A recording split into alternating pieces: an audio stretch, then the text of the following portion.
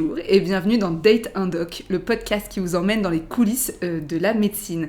Je suis le docteur Océane Sultan et ensemble nous allons explorer l'histoire derrière vos médecins et les secrets de la santé. Aujourd'hui, je date Anna Ilenko. Salut Anna, ça va ? Salut, ouais, ça va, merci. Alors Anna, t'es chirurgienne, je sais pas si on dit chirurgien ou chirurgienne. Tu peux dire les deux. Mais... Et spécialisée dans la chirurgie du sein.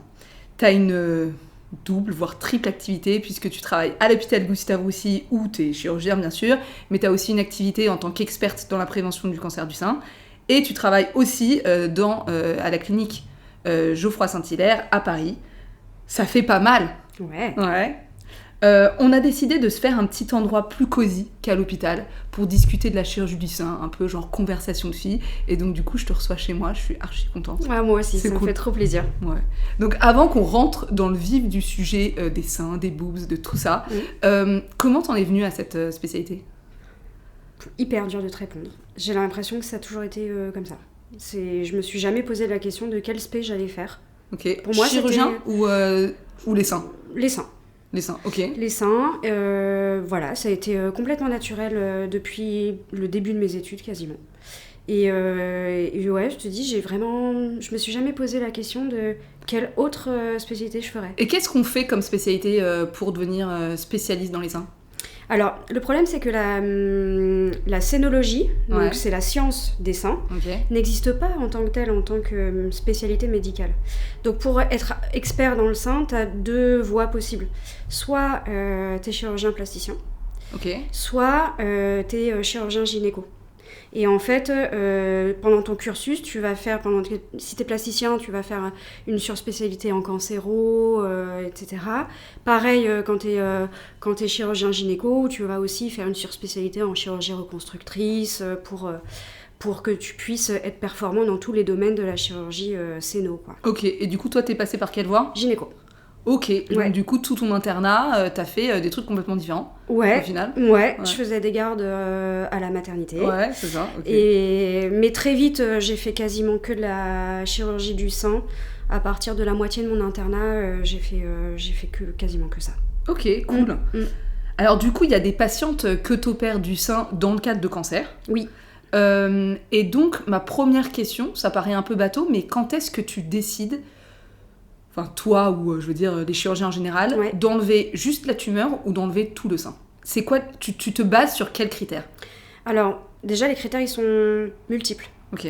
T'as un critère purement morphologique, c'est-à-dire que si t'as une tumeur qui fait une certaine taille par rapport à la taille d'un sein, et que tu te dis, si je retire la tumeur, je vais faire une séquelle esthétique trop importante, et bien là, tu t'orienteras plutôt vers une mastectomie. Ok, donc t'enlèves tout le sein dès que finalement, il y a une différence entre les deux, quoi. Dès que tu vas avoir une grosse différence entre les deux. Si tu retires plus d'un certain pourcentage du volume de la glande mammaire, sans pouvoir reconstruire, tu te dis, vaut mieux faire une mastectomie, ça fera un meilleur résultat esthétique. Ok. T'as d'autres critères. Tu peux avoir la demande de la patiente. Ok, il y en a qui préfèrent ? Ah oui, il y a des patientes qui demandent une mastectomie. Je vois pas pourquoi je dirais non, juste parce que c'est accessible à un traitement conservateur. Ok. Une patiente qui me demande de faire une mastectomie, je lui fais une mastectomie. Ok. Aucun souci. Ensuite, tu as des critères purement oncologiques, c'est-à-dire que si dans le sein, tu as plusieurs sites tumoraux disséminés dans tout le sein, là, tu feras plutôt une mastectomie versus une tumorectomie. Et puis, parfois, l'indication, elle change au cours des traitements. Typiquement, quand tu as une femme jeune devant toi qui a un cancer du sein avec une seule tumeur, le profil du cancer du sein peut faire que tu vas commencer par une chimiothérapie et ça va aussi faire réduire la taille de la tumeur. Donc, une tumeur qui, initialement, ne pouvait pas être opérée en traitement conservateur, mais avec une chimiothérapie, on peut atteindre justement le traitement conservateur. Ok, donc chez les gens qui se disent finalement de m'enlever un sein c'est peut-être un peu trop, post-chimio, ils se disent peut-être que ça peut passer juste en enlevant la tumeur. Oui, mais la chimio elle n'agit pas sur tous les types de tumeurs, c'est vraiment très spécifique à chaque patiente, faut étudier le dossier, quoi. Ok. Et une fois que finalement tu as enlevé tout le sein, quelles sont les possibilités de reconstruction ? Tu as plusieurs possibilités. Oui. Globalement, ça va être quelles sont les possibilités et tu t'orientes vers quoi pour des cas particuliers?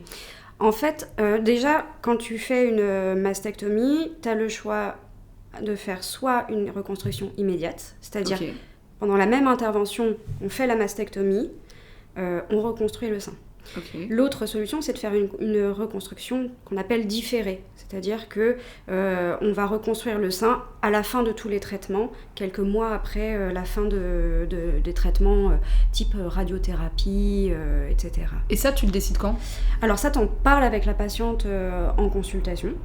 T'as très peu de contre-indications à la reconstruction immédiate. Il y en a. Il faut le comprendre.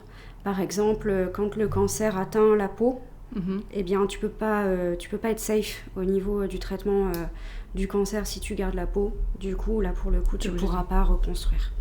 Par contre, dans la très grande majorité des cas, c'est tout à fait possible de faire une reconstruction immédiate. Donc, on en parle avec la patiente en consulte.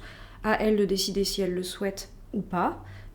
Et en fonction de la morphologie de ses seins, en fonction des autres maladies qu'elle peut avoir à côté, tu vois, le type diabète, hypertension, des déficits immunitaires, eh bien on va évaluer un score de risque de complications post-opératoires, et puis on va mettre ça en balance avec le bénéfice de la reconstruction. Donc tout ça, on va en discuter avec la patiente. Et la reconstruction, c'est quoi? C'est mettre une prothèse ou il y a d'autres trucs? Alors du coup, il y a aussi d'autres possibilités que de mettre une prothèse. Et donc, en fonction de la morphologie de la femme, de la morphologie de ses seins, on va proposer telle ou telle technique.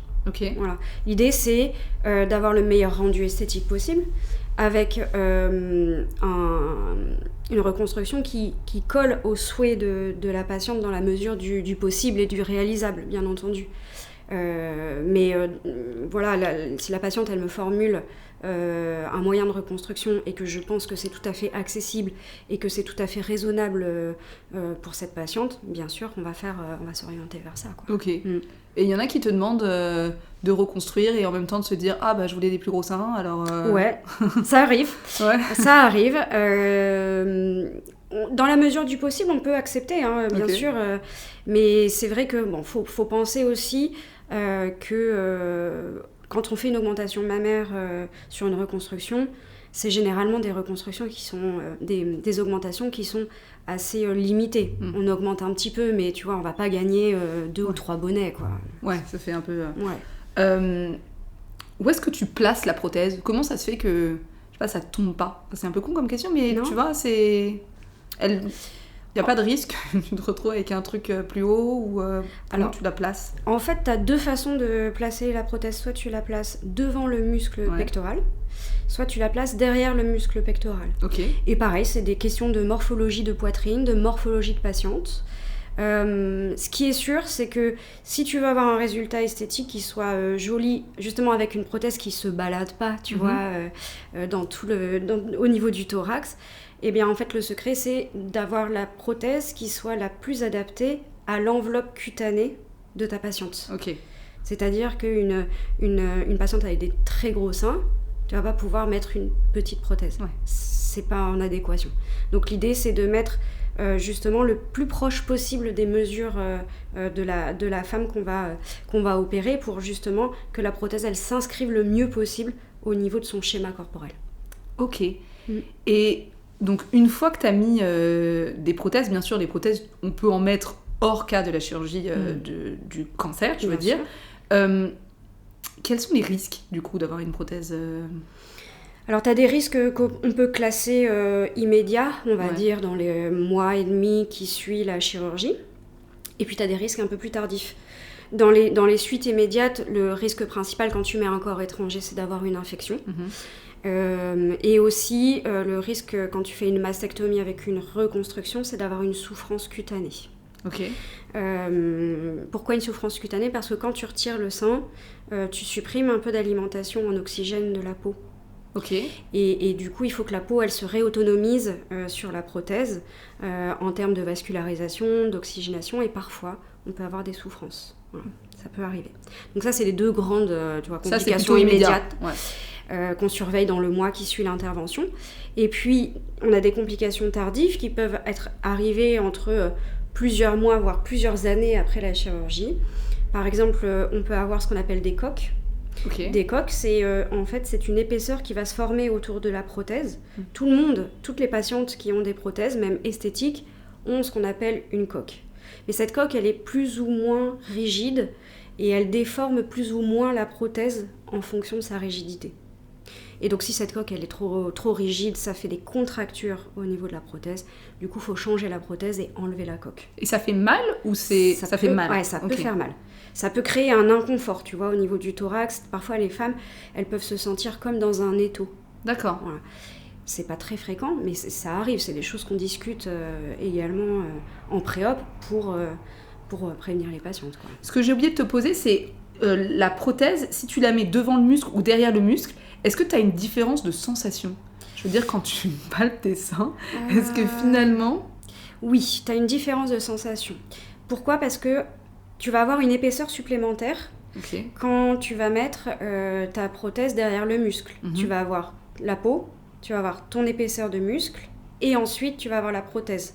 Donc tu vois, tu vas avoir 2 couches avant de toucher, entre guillemets, la prothèse. Quand tu la mets sous la peau, en fait, tu vas avoir la peau et directement la prothèse. Ouais.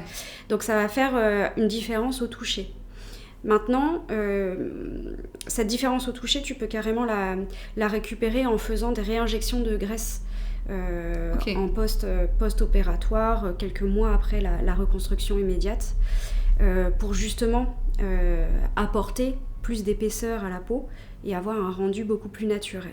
Et l'avantage, c'est que du coup, quand tu mets la prothèse devant le muscle, c'est techniquement plus simple et c'est plus confortable pour les patientes. D'accord. Voilà. Ok, donc maintenant, c'est quoi? Tu privilégies plutôt devant le muscle ou derrière le muscle finalement? Non, c'est des questions aussi d'habitude de chirurgien. Okay. D'un point de vue personnel, je ne vais pas engager l'avis des autres personnes parce que du coup, chacun fait selon son expérience et tout. Personnellement, je place la très grande majorité de mes prothèses en pré-pectoral. Ok. Et je réserve le rétropectoral aux patientes qui sont extrêmement minces et pour lesquelles je vois que je ne vais pas avoir beaucoup de graisse à réinjecter si jamais j'ai besoin. Donc rétro, derrière le muscle. Okay. Exactement. Ok. Et près, devant le muscle. Ouais. Ok. Et donc là, on a parlé des complications immédiates, des complications à distance un peu avec la coque. Il y a quand même eu toute une espèce de débat et tout ça. On en est où sur les risques de lymphome, de choses comme ça une fois qu'on a eu des prothèses? Est-ce que... T'as entendu, donc il y a quelques années, il y avait eu le scandale médiatique. C'est ça. Ouais. Et donc ce qui avait été mis en lumière, c'est que le risque de lymphome anaplasique à grandes cellules. Ouais, donc un type de cancer. C'est un cancer, en fait. C'est un cancer des cellules lymphoïdes de la circulation sanguine. Ok. Si tu veux, ce type de cancer était induit plutôt par des prothèses qu'on appelait macrotexturées. Okay. Macrotexturé, ça veut dire c'est l'enveloppe de la prothèse, c'est-à-dire le revêtement de la prothèse qui était rêche. D'accord. Tu vois, et qui créait une inflammation chronique au niveau de la coque, cette fameuse coque. Et c'est ça qui induisait probablement les lymphomes. Donc du coup, tu as des prothèses qui sont plus lisses et des prothèses qui sont moins lisses globalement. Exactement. Et les moins lisses, j'imagine que c'était pas mal à la base pour se dire ça va accrocher. Exact, parce que du coup ça pas bouger. Et ça évitait que ça bouge. Mais du coup, le pendant, c'est que... Donc ces prothèses-là, elles ont été complètement retirées du marché. Ok. On ne s'en sert plus du tout.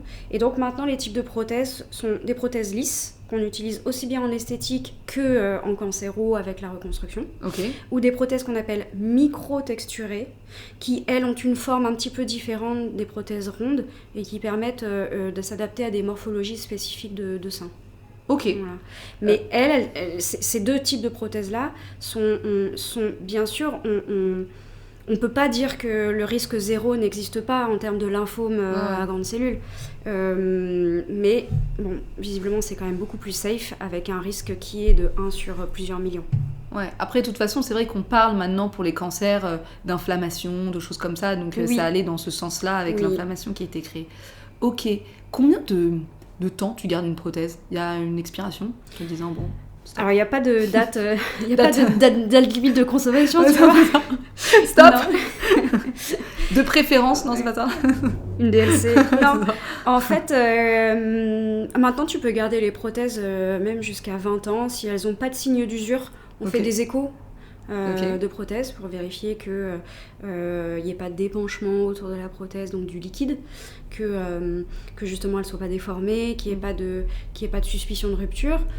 Et si tout ça va bien, écoute, 20 Mais tu fais des échos réguliers pendant tes suivis gynéco ou non, ou c'est chez le radiologue, ouais, à peu près tous les 2 ans. Ok, d'accord. Donc les gens qui ont une prothèse du sein, que ça soit post-cancer ou juste d'un point de vue esthétique, c'est conseillé de faire une écho tous les 2 ans. Ouais. Ok, je savais même pas. Tu vois. Donc tu m'avais parlé de la radiothérapie. Oui. Est-ce que tu as des complications ? Donc en fait, les femmes sont opérées après un cancer, ça on est d'accord. Elles ont éventuellement une reconstruction immédiate, donc avec une prothèse qui est mise en place. Oui. Et parfois après, donc chez certaines personnes, ça dépend du cancer, tout ça, elles vont avoir de la radiothérapie. Ouais. Qu'est-ce qui se passe post-radiothérapie ? Est-ce que ça change ? Parce que donc la radiothérapie, ça va être des rayons qui vont être sur le sein, en tout cas, donc du coup sur la prothèse. Oui. Qu'est-ce que ça va changer Alors, parfois ça change rien. Ok.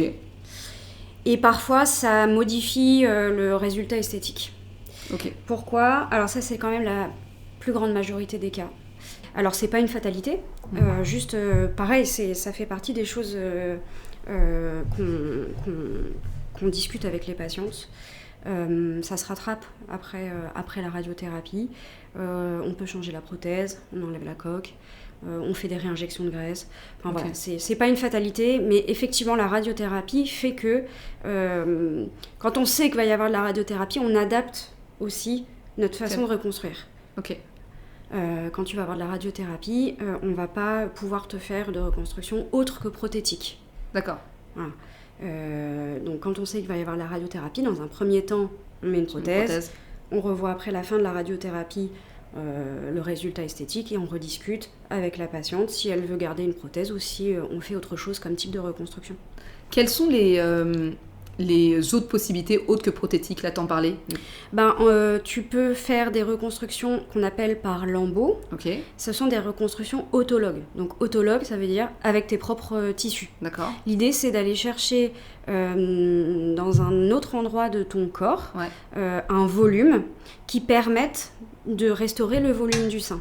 Ça peut être au niveau du dos. D'accord. Le muscle grand dorsal. Ça peut être au niveau du bas du ventre.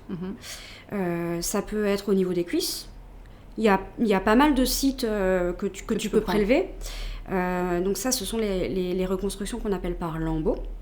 Et puis, tu as aussi un type de reconstruction qui s'appelle par lipomodelage exclusif, lipofilling exclusif, c'est de la réinjection de graisse. Tu prends de la graisse, un peu, tu fais comme une liposuction. Exactement. Tu prépares la graisse et tu la réinjectes à l'endroit que tu veux reconstruire au niveau du thorax. Mais ça nécessite plusieurs séances. Ok, tu peux pas le tu faire les en une réopères fois. Assez souvent. Oui. On a dit au départ que tu travaillais aussi à Gustave Roussy en tant qu'experte de prévention du sein. On avait une super idée basée sur une pub qui existe, c'était de montrer comment il fallait palper le sein et tout ça. Bref. On n'a pas réussi à avoir de comédien parce que bien sûr si on montre des seins à l'écran ça va pas passer. Donc en fait on voulait faire des petites palpations de seins d'une personne un peu ronde, d'un mec un peu rond. Bref, j'ai pas trouvé de quelqu'un mais peut-être qu'on fera ça la prochaine fois. Ouais. Mais quelqu'un qui a une prothèse, c'est plus difficile du coup de faire de la prévention du cancer du sein. On palpe différemment, on va faire pas une radio minéco, enfin je sais pas, ou une IRM ou je sais pas, on surveille différemment. Et tu parles d'une patiente qui a eu un cancer avec une prothèse? Les deux, j'ai envie de te dire. Des prothèses esthétiques? Les deux. Ouais. Alors les patientes qui ont des prothèses esthétiques, la surveillance, elle est pas du tout, elle est pas du tout grévée par le fait d'avoir des prothèses, parce qu'en général la prothèse elle est mise derrière la glande, donc quand tu palpes, tu peux palper facilement s'il y a, tu vois, une anomalie, ça se sent. Et c'est pas contre-indiqué de faire des mammos. Ok. Voilà. Et on voit tout aussi bien. Ouais. Ok. Oui. Par contre, j'ai une patiente qui a une reconstruction mammaire post-cancer. Ouais. Nécessairement, c'est parce qu'elle a eu une mastectomie. Donc en fait, il n'y a plus d'indication de faire des mammographies. Ok. Voilà. Donc tu feras juste des échographies du côté reconstruit. Et c'est pareil, les prothèses, elles sont au niveau de la peau ou alors derrière le muscle.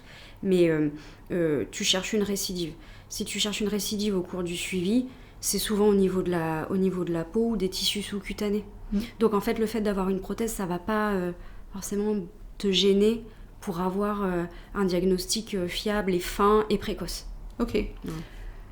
Alors, je vais te poser une question qu'on m'a plusieurs fois posée. Et alors, je vais parler d'un sujet très particulier. Je vais te parler des tétons. Oui. Donc, quand on fait une mastectomie, Oui. donc on enlève tout le sein, on enlève les tétons aussi. Ok. On enlève tout ou pas? Ça dépend. Ça dépend. Ouais. Alors, quand est-ce que t'enlèves? Quand est-ce que t'enlèves pas? Alors souvent, comme je te disais en intro, tu sais, par rapport à la décision de reconstruction ou pas, on a des critères de morphologie, on a des critères de maladie, sur l'oncologie et la maladie en elle-même. Pour garder le mamelon, c'est exactement la même chose. Okay. C'est-à-dire qu'il y a des patientes qui vont avoir des seins qui vont être très très imposants en termes de taille. Et pour des raisons morphologiques, parfois on ne peut pas garder le mamelon parce que il faut réduire l'étui cutané pour pouvoir restaurer une forme de sein qui soit la plus native possible. Et donc dans ce cas-là, par exemple, tu ne peux pas garder le mamelon. Ou alors tu peux le greffer. C'est des choses donc que tu peux faire. T'enlèves le sein, tu prends le mamelon et après tu le remets à la place. Ouais, tu peux. J'adore. Ça peut se faire. Et puis, parfois, tu as des critères donc, par la maladie pour lesquels tu ne peux pas garder le mamelon. Par exemple, si le cancer il est placé vraiment à proximité immédiate du mamelon, ou si à l'examen que moi je vais faire en préopératoire, je vais avoir une anomalie du mamelon, on ne va pas le garder pour la chirurgie. Ça ne va pas être possible. Pourquoi ? Parce que sinon, tu augmentes trop le risque de récidive à ce niveau-là et tu es plus sécure pour le traitement, quoi. Ok. Quand on fait une mastectomie chez certaines patientes, bien entendu, dans le type de forme de cancer, si c'est plus ou moins évolué, on va aussi aller plus loin et enlever des ganglions qui vont être sous le bras. Donc ça s'appelle le curage ganglionnaire. Qu'est-ce que ça change pour toi et qu'est-ce que ça change chez les patients d'enlever, de ne pas enlever tous ces ganglions qui sont sous le bras ? En termes d'indication de reconstruction et tout, pour moi, ça change pas grand-chose. Si ce n'est que quand tu fais un curage axillaire, c'est que nécessairement tu as une atteinte ganglionnaire. Et donc, du coup, ça veut dire que la patiente aura de la radiothérapie. Donc là, t'es sûre. Du coup, j'adapte ma façon de reconstruire. Ok. Mais chirurgicalement, c'est pas quelque chose qui... ça change rien. Pour la patiente, c'est une opération qui est forcément un tout petit peu plus lourde en termes de suite post-opératoire que de faire juste, tu vois, un ganglion sentinelle. Ganglion sentinelle, c'est quand on prélève un seul ganglion. Quand tu fais un curage axillaire, t'enlèves plus de ganglions, donc t'as des précautions à prendre en post-opératoire et t'as de la kiné. Parce que moi je me souviens, ma grand-mère elle me parlait de gros bras, de trucs comme ça, il y a un peu ce truc-là. On en parle encore. On en parle encore, bien sûr. Ça existe, c'est sûr. Après, les techniques opératoires ont vraiment beaucoup évolué. Les kinés sont hyper performants dans la prévention des lymphœdèmes et dans le traitement. On a moins de gros bras, de lymphœdèmes qu'avant. Oui. Ok. Et pareil, les radiothérapeutes, ils ont vachement progressé sur les rayons. Enfin, il y a eu énormément de progrès qui ont été faits ces 30 dernières années et ça a permis de diminuer l'incidence du lymphœdème. Même si on l'a pas complètement supprimé, on l'a quand même beaucoup diminué, quoi. Ok. Et donc là, si on continue un peu le sujet plutôt en termes de prévention. Il y a certaines personnes, on va parler d'Angelina Jolie, bien sûr, c'était obligé. donc qui ont une maladie génétique. Et donc, chez certaines personnes, on peut leur proposer du coup une mastectomie prophylactique, donc d'enlever les 2 seins en prévention, quoi. En gros, c'est ça. Ils n'ont pas encore de cancer, et quand même, on va enlever les seins. Est-ce que tu peux nous en parler ? Est-ce que ça change quelque chose ? Alors, je me permets d'apporter juste une précision sur... on n'est pas tout à fait dans le cadre d'une maladie génétique, mais peut-être plutôt parler d'un gène retrouvé chez la femme qui est responsable d'un risque très accru de développer un cancer du sein.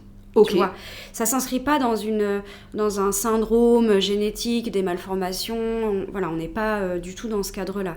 On est plutôt dans la découverte d'un gène où on se dit warning, il va se passer très sûrement quelque chose au cours de votre vie. On fait un truc. Aucun truc ailleurs. Enfin, elles n'ont pas de malformation. Tu vois. Et donc voilà, quand on découvre ce gène, on discute avec les femmes de savoir si elles souhaitent ou non faire une chirurgie préventive. C'est pas obligatoire. Ouais, bien sûr. C'est pas obligatoire. Il y a des femmes qui veulent pas du tout en entendre parler, et il y a des femmes qui sont très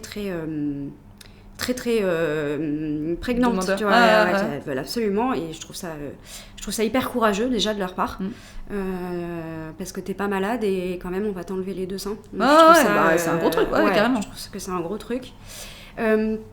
Pour moi, chirurgicalement, ça peut changer les choses parce qu'on peut proposer des techniques de reconstruction qu'on ne peut pas tout de suite proposer quand on fait de la chirurgie oncologique.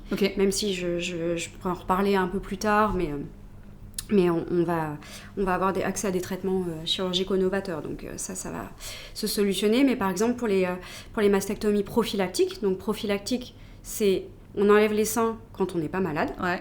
La chirurgie, elle peut se faire soit par voie conventionnelle, tu vois, sous mammaire. C'est la technique la plus... Genre dans le pli, quoi, c'est ça, la plus répandue. Quand tu fais une reconstruction par prothèse, tu passes en dessous. Et on peut proposer aussi une voie robotique. La voie robotique, l'avantage, c'est qu'on a réussi à déporter la cicatrice. Donc, au lieu d'avoir une cicatrice en dessous du sein, on a une cicatrice qui est à distance. Tu vois, elle est sur le côté. D'accord, un peu en dessous les selles. Au niveau de l'épaisseur de ton soutien-gorge. Tu vois. Et donc, on la cache... avec le soutien-gorge. Donc, c'est pas visible quand la femme, elle est en sous-vêtements. Et donc, l'idée de déporter les cicatrices, c'est qu'on se dit que... il y a moins de risques infectieux. Parce que la porte d'entrée infectieuse par la cicatrice, elle est plus loin de la prothèse. Et puis, on se dit que le fait de faire de la chirurgie robotique, donc c'est comme si tu faisais une cœlioscopie. Tu vois, donc tu mets des espèces de petits... Tu mets des instruments longs. Exactement. Et donc, tu vas distendre le sein très doucement avec du gaz. Et donc la peau va être elle va être uniformément distendue, et donc ça va être très doux pour les vaisseaux cutanés. Donc tu te dis que potentiellement ça peut réduire le risque de nécrose cutanée dont on parlait tout à l'heure. Voilà. Et en fait, on a observé récemment, il y a un papier qui est sorti il y a quelques mois d'une de nos consoeurs qui fait de la chirurgie robotique aux États-Unis, c'est Deborah Farr. Elle a comparé les femmes qui avaient une reconstruction par voie conventionnelle et les femmes qui avaient une reconstruction par voie robotique, que ce soit en cancéro ou en chirurgie préventive. Et donc, elle a fait des tests au monofilament. Tu vois, elle a mis un petit fil sur les mamelons. Et elle s'est rendue compte qu'on avait une tendance à une meilleure sensibilité du mamelon et de l'aréole par voie robotique que par voie conventionnelle. Parce que du coup, quand on met une prothèse et qu'on garde le mamelon, on change la sensibilité du mamelon. Ça, c'est... obligé. Ça, c'est obligé. C'est obligé. La sensibilité, elle revient ou elle revient pas. Ça, c'est des choses que je peux pas prévoir. On peut pas prévoir. Mais oui, t'as forcément peu importe, même si tu fais une incision sous le sein, parce que je crois que quand tu fais juste purement esthétique, tu peux faire aussi une incision autour du mamelon, c'est ça ? Tu peux. Donc t'as 3, peut-être qu'il y en a d'autres, 3 types d'incisions en dessous le sein, Autour du mamelon, tu m'as dit la chirurgie robotique, Ouais. plus au niveau du truc du soutien-gorge. Ouais. Et donc, même à distance du mamelon, le mamelon, il en prend un coup, quoi. Le mamelon, il en prend un coup parce que quand tu fais une mastectomie, t'enlèves la glande, tu Ok. supprimes forcément des petites terminaisons sensitives. Ouais. Donc oui. Et même dans les chirurgies esthétiques. Alors dans les purement chirurgies, esthétiques, ouais. bah non, moins. Alors tu vois par exemple quand on fait une réduction mammaire, Ok. bah là oui, tu peux carrément avoir une modification de la sensibilité de ton mamelon parce que tu vas faire une cicatrice tout autour de l'aréole. Et même tu vas couper aussi derrière ton aréole. Donc ça pour le coup, oui, tu peux avoir une modification de la sensibilité. Par contre, quand tu poses des prothèses à visée esthétique, tu as quand même beaucoup moins de risques parce que tu gardes la glande mammaire. Tu vas pas couper derrière le mamelon et l'aréole. Donc la sensibilité, elle diminue pas franchement Ok. quand tu mets des prothèses esthétiques, quoi. Ok, pas tant que ça. Non. Et du coup, Angelina Jolie, elle a toujours ses mamelons. Ouais. Tu sais quoi, c'est une question que ma sœur m'avait posée. Et au départ, bah, ça fait quand même un moment qu'elle s'est fait enlever les seins Ouais, et ça tout fait ça, un tout ça. moment, ouais, grave. Mais je savais pas lui répondre. Non, si, elle les a gardés. Donc le mystère est là. C'est bon. Découvert. Angelina Jolie a toujours ses C'est mamelons. En chirurgie prophylactique, dans la très très grande majorité des cas, on garde les mamelons. Tu gardes les mamelons. Ouais. Ok, ça marche. Alors j'adore les nouvelles technologies. On a un peu parlé du robot. Ouais. C'est une question que je pose tout le temps. Comment Ouais. tu vois ta spécialité évoluer? Alors là, en ce moment, je suis hyper excitée parce que on a une méga nouvelle innovation qui arrive et pour laquelle je vais me former dessus et je vais pouvoir le proposer aux patientes. C'est la chirurgie robotique pour les patientes qui ont un cancer. Ok, trop bien. Toi, tu fais la chirurgie robotique chez les gens en prévention, c'est ça? Ouais. Donc tu fais des mastectomies Oui. prophylactiques et tu reconstruis. Oui. Et ça, tu fais déjà ça. Oui. Et tu es assez spécialisée dans ça en plus. Ouais, Et là, c'est bon, tu te lances chez les patientes qui ont un cancer. En fait, techniquement, c'est pas quelque chose qui va être différent pour Ouais. moi. C'est juste que du coup, Gustave Roussy a acheté un nouveau robot. Et ce nouveau robot, il a l'autorisation Génial. de opérer les patientes avec un cancer. Ce qui n'était pas le cas avec l'ancien robot. Ok. Donc en fait, maintenant, on va pouvoir proposer cette technique à beaucoup plus de femmes. Et franchement, c'est hyper excitant. C'est un peu stylé, ça, j'adore. C'est hyper excitant. Ok, j'adore. Alors, on a posé pas mal de questions. On Ouais. pourrait encore continuer. Ouais. Mais là, je vais passer à la deuxième partie du podcast. C'est la meilleure partie, tu vas voir. Ok. Mais avant de commencer, je vais te poser deux questions. Mhm. Quelle est la différence entre un bon et un mauvais chirurgien? Ça, c'est pas à moi d'y répondre.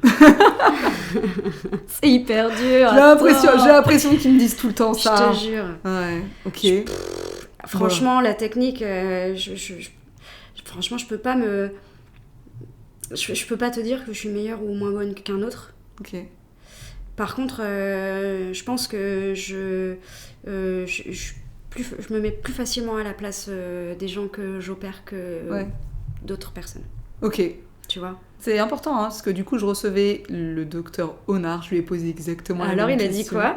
Il m'a dit, je sais pas, c'est un tout ça. Il m'a reposé la question, donc du coup, j'ai dû répondre ce que je pensais. Bref, peu importe. Et quand même, il a fini par dire, à la fin, parce que je lui ai dit que je te recevais, Ouais. il me dit, Anna Ilenko, on peut quand même dire que c'est un bon Oh, chirurgien. les choux. Merci. Donc voilà. Je lui retourne le compliment. Ouais, Bah, c'est on une sait star. qu'il est chou. Vous êtes des stars. Et deuxième question, tu jouais à des jeux quand t'étais petit, ou il y avait un jeu qui t'intéressait ou pas? Tu parles des jeux vidéo? Oh, ce que tu veux. Alors là, jeux vidéo, pas jeux vidéo, ça peut être ce que tu veux. Société, pas société, carte, pas carte, je sais pas. Ouais, je jouais à tout. En fait. Et il y a un truc où tu te dis, ça c'était mon petit jeu d'enfance, tu vois. Mon petit jeu d'enfance. Trop dur. Ouais, c'est dur, hein. Bah ouais, mais c'est pas des questions faciles ici, hein. Purée. Je peux faire un peu. Non. Non, t'as le droit de dire Joker, hein, c'est pas très Je grave. sais pas. Tu sais pas. Ouais, attends, je me souviens plus. Hein. Je faisais quoi? Je faisais de la musique aussi. Je Ok. jouais beaucoup de musique.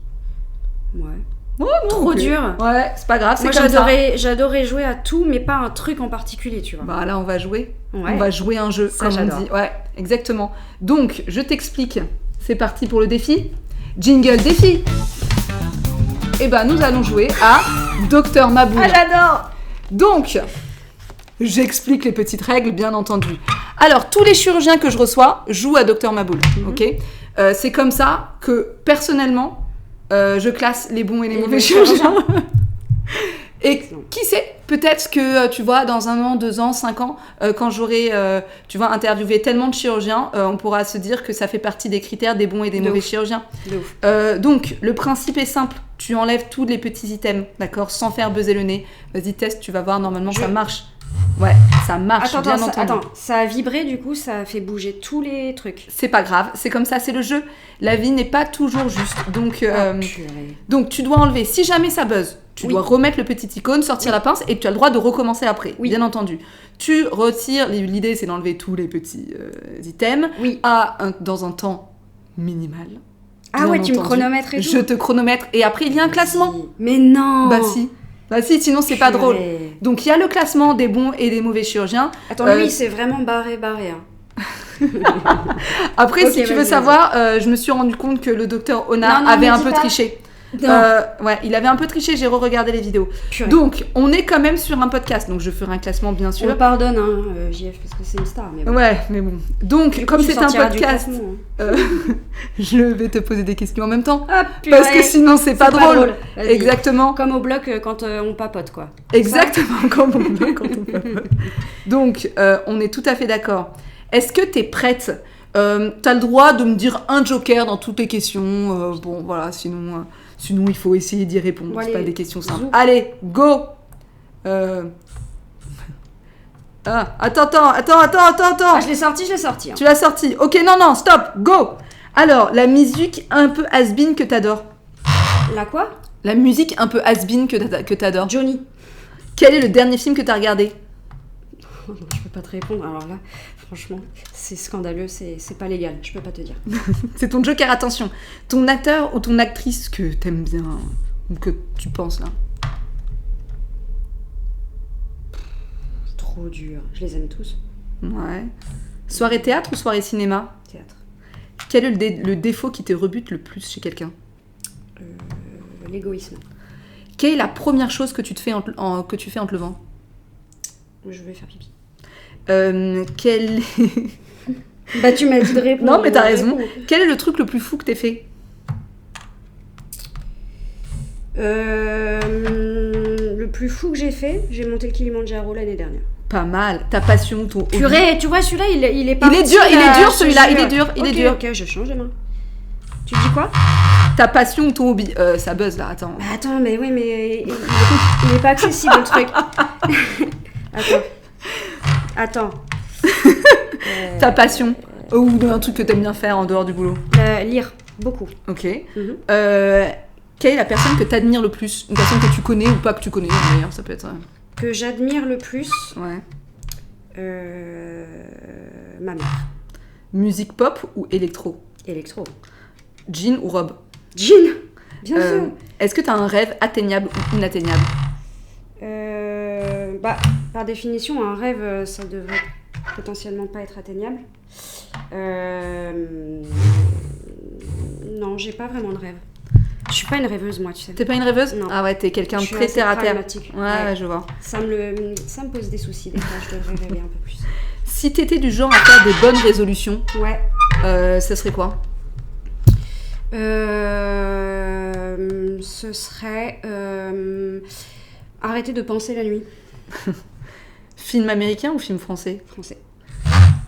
Quelle est la dernière chose où t'as perdu du temps sur internet ? T'étais pour regarder quoi ? T'as fini ? 2 minutes 19. Non mais c'est nul. C'est pas ouf. Non, c'est nul. Mais j'ai pris mon temps. Hein. Ouais, parce que tu t'arrêtais à chaque fois. Oui. Tu sais, je vais regarder de toute façon les vidéos et je pense que dans tous les cas, je mettrai des secondes Parce que tu sais, j'ai quand même pas beaucoup vibré. Hein. Non, le début, je dois dire que le début a été très bon. Et après, il y a eu un peu de buzz, tout ça. Le cheval. Ouais, le cheval, il est dur.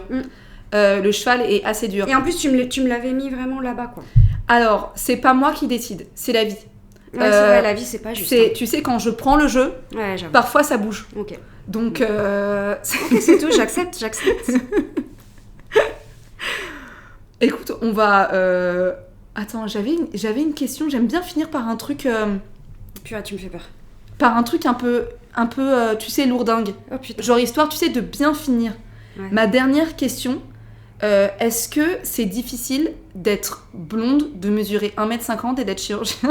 Non.